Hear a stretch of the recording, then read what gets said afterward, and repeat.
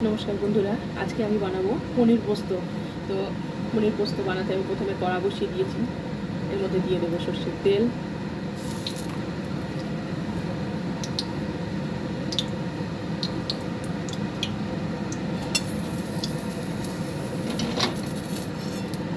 এবার আমি পনিরগুলোকে ভাজবো না। আমি প্রথমে এবার ফোড়নে আমি শুকনো লঙ্কা দিয়ে দিলাম, আর দিয়ে দেবো অল্প সামান্য পাঁচফোড়ন। পাঁচফোড়নের সঙ্গে পোস্তটা ভীষণ ভালো যায়। এবার কুচিয়ে রাখা পেঁয়াজটা দিয়ে দেবো।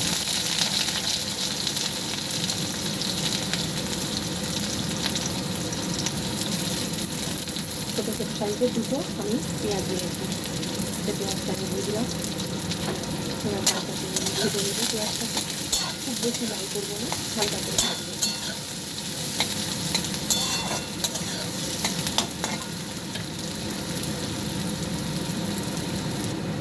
পেঁয়াজটা ভাজা হয়ে এসছে, এবার আমি ছোটো সাইজের টমেটো দিয়ে দিলাম। ভালো করে আমি টমেটো ভেজে নেব।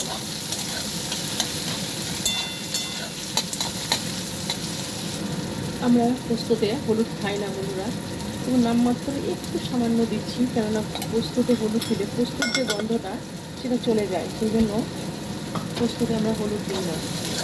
সাদাই হয়ে থাকে পোস্তটা, সামান্য একটু দিলাম।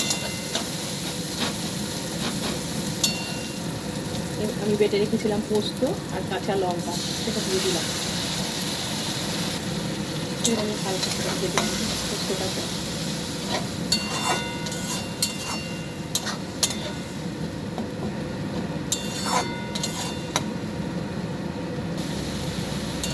এবার পোস্ত থেকে তেল ছেড়ে এসেছে, মানে আমার পোস্তটা ভাজা ভাজা হয়ে গেছে। এই সময়তে আমি এবার পেস্ট করেছিলাম সেই পোস্তটা আমি ধুয়ে একটু জল দিয়ে দিলাম, আর একটু সামান্য জল দেবো।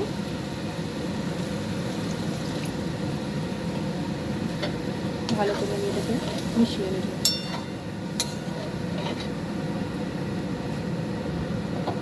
এর মধ্যে আমি কেটে রেখেছি পনিরগুলো দিয়ে দেবো।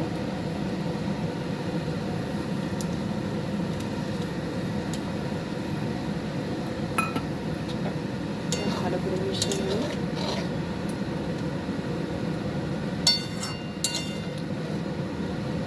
এবার সামান্য লবণ আমি একবারও দিই না, এবার আমি লবণ দিয়ে দেবো।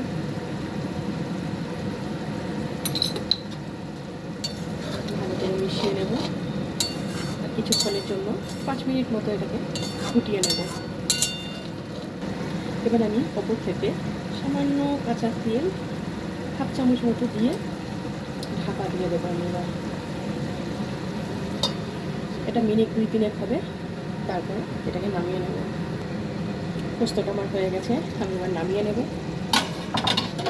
হয়ে গেল আমার পনির পোস্ত।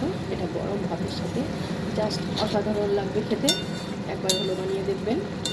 আর আমার ভিডিওটা যদি ভালো লাগে তাহলে শেয়ার অবশ্যই করবেন, লাইক কমেন্টস করতে ভুলবেন না। আজ তাহলে এই পর্যন্ত, আমি এবার এটাকে নামিয়ে নেব।